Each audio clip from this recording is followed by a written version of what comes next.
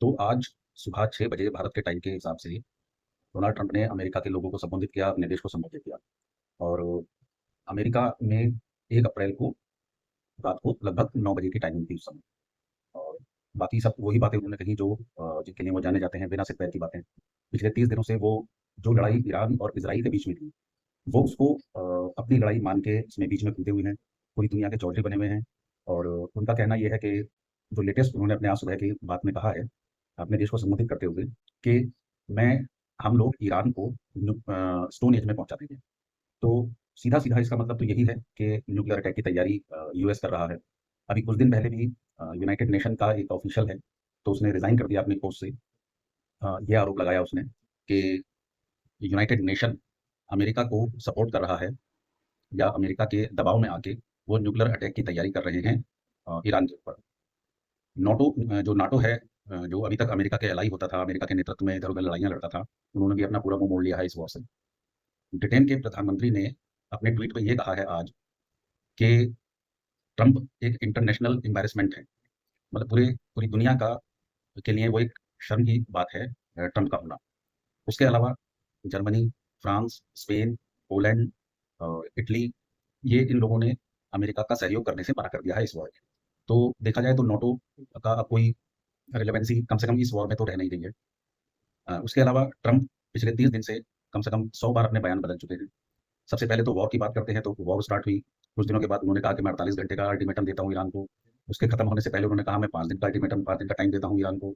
उसके खत्म होने से पहले फिर कहा कि मैं अब 10 दिन का अल्टीमेटम दे देता हूँ, हमारी बात चल रही है ईरान के साथ में। उन्होंने कहा शुरू में कि ईरान में अ, जो रिजीम चेंज है, वो हमारा मकसद है। अब वो आज जो 2 अप्रैल 2026 को सुबह भारतीय टाइम के अनुसार सुबह 6 बजे जो उन्होंने कहा है कि रिजीम चेंज कभी हमारा प्लान था ही नहीं। उसके अलावा तो इस तरीके से वो बार-बार अपनी बात से पलट रहे हैं। कभी कहते हैं हम स्ट्रेट ऑफ हॉर्मुज़ को खोलेंगे। आज वो कह रहे हैं कि स्ट्रेट ऑफ हॉर्मुज़ से अमेरिका का कोई लेना-देना नहीं है, हमारा तो तेल वहाँ से आता नहीं है। बाकी यूरोप की कंट्रीज़ को अगर तेल चाहिए, गैस चाहिए, तो वो या तो हमसे लें, नहीं है तो अपने बुत्ते पे जाके स्ट्रेट ऑफ हॉर्मुज़ को खाली करवाएँ। तो इन्हीं सब बातों की वजह से, क्योंकि वो अपने बयान पे टिकता नहीं है इंसान, जो डोनाल्ड ट्रंप है, वो ऊट-पटांग बयान देना और शेयर मार्केट को अप एंड डाउन करने के इरादे से वो उनके बयान आते हैं। पहले ही दिन मैंने अपने पिछली एक वीडियो में बताया भी था, जब 48 आवर्स का टाइम सबसे शुरू में उन्होंने दिया था। उस समय 1-2 घंटे के अंदर-अंदर 3 trillion US dollar share market में ऊपर और नीचे होने से फ़ायदा हुआ।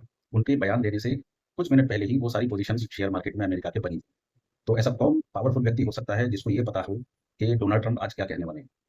तो क्योंकि वर्ल्ड का सारा मीडिया लगभग अमेरिका के प्रभाव में है और अमेरिका का मीडिया कुछ न्यूज़पेपर ख़ास तौर से उनके प्रभाव में है। भई सबसे ताकतवर देश का राष्ट्रपति है, तो ऑब्वियसली प्रेशर उनके ऊपर होगा।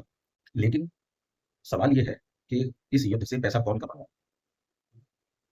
डोनाल्ड ट्रंप को खुद नहीं पता होता कि वो अगले स्टेटमेंट में क्या कहेंगे या अपनी अगली स्पीच में, अगली प्रेस कॉन्फ्रेंस में वो क्या कहेंगे, उन्हें कुछ नहीं पता। तो कुल मिला के एक अनस्टेबल माइंड के व्यक्ति की छवि उनकी अभी तक बनी है इस वर्ल्ड में, इस दुनिया में। और जो अपने निजी स्वार्थ के लिए, अपनी सनक के लिए, पूरे विश्व को, पूरी दुनिया को, खास तौर से जो हम थर्ड वर्ल्ड कंट्री जिसको यूरोप, अमेरिका कहता है, भारत और बाकी के हमारे आस-पड़ोस के देश, बेसिकली एशियन कंट्रीज़। तो उन लोगों को की जो तेल की कमी है, जो गैस की कमी है, उनकी वजह से हमारे यहाँ पे सभी देशों में जो परेशानी हो रही है, उसका कोई अंदाज़ा डोनाल्ड ट्रंप को नहीं। तो आज उन्होंने अपनी स्पीच में ये कहा, वैसे तो 19 मिनट की स्पीच थी, तो कि हम ईरान को स्टोन एज में ले जाएँगे। तो सीधा-सीधा इसका मतलब यही है, दुनिया के बड़े-बड़े मीडिया चैनल, बड़े-बड़े पत्रकार, फॉरेन एक्सपर्ट, डिप्लोमैट्स और जो वॉर के एक्सपर्ट हैं, वो अपने-अपने तरीके से व्याख्या कर रहे हैं। पर अभी तक मैंने किसी के मुँह से ये नहीं सुना कि इसका एक मतलब ये भी हो सकता है कि ईरान पर न्यूक्लियर अटैक की प्लानिंग अमेरिका या इज़राइल कर रहा है। स्टोन एज में किसी कंट्री को हम पहुँचा देंगे, इसका सीधा-सीधा मतलब है न्यूक्लियर वॉर की तैयारी है। तो मीडिया में क्या बोला जा रहा है, क्या नहीं बोला जा रहा है, मेन स्ट्रीम मीडिया तो ऑलमोस्ट पूरी तरह चुप है। यूट्यूब चैनल भी काफ़ी हैं और बड़ी-बड़ी टीम है उनकी, बड़े-बड़े अच्छे कैमरे हैं और एक्सपर्ट हैं, बहुत अच्छे ग्राफ़िक्स वो दिखाते हैं अपने चैनल्स पे। लेकिन वो वहाँ पे भी अभी तक मैंने कम से कम इंडिया में तो किसी को ये एनालिसिस पे नहीं देखा है, ये एनालिसिस करते हुए नहीं देखा है कि स्टोन एज का मतलब क्या है। एक साधारण नागरिक होने के बावजूद मेरा ये मानना है कि स्टोन एज पे हम ईरान को पहुँचा देंगे, इसका सीधा-सीधा मतलब है ईरान पे न्यूक्लियर अटैक की तैयारी हो सकती है। इसके अलावा स्टोन एज का और कोई मतलब नहीं। कहना तो मैं यही चाहूँगा कि ऐसा नहीं होना चाहिए। ये बहुत अनफॉर्च्यूनेट होगा अगर दोबारा से न्यूक्लियर अटैक होता है वर्ल्ड में। एक बार तो जापान में हिरोशिमा और नागासाकी पे 1945 में हम सब लोग देख चुके हैं। हम लोग सोच चुके हैं बेसिकली वहाँ पे। और उस समय के न्यूक्लियर बॉम्ब के मुकाबले में आज के जो न्यूक्लियर बॉम्ब है वो कई 100 गुना, कई हज़ार गुना ज़्यादा ताकतवर है। तो उससे क्या डिस्ट्रक्शन होगा इसकी कल्पना भी हम लोग नहीं कर सकते। हालाँकि जब तक अमेरिकन ट्रूप्स ईरान की धरती पे मौजूद हैं, ईरान के आस-पास में हैं, तब तक तो उम्मीद यही की जा सकती है डोनाल्ड ट्रंप से कि वो इस तरीके की प्लानिंग नहीं करेंगे।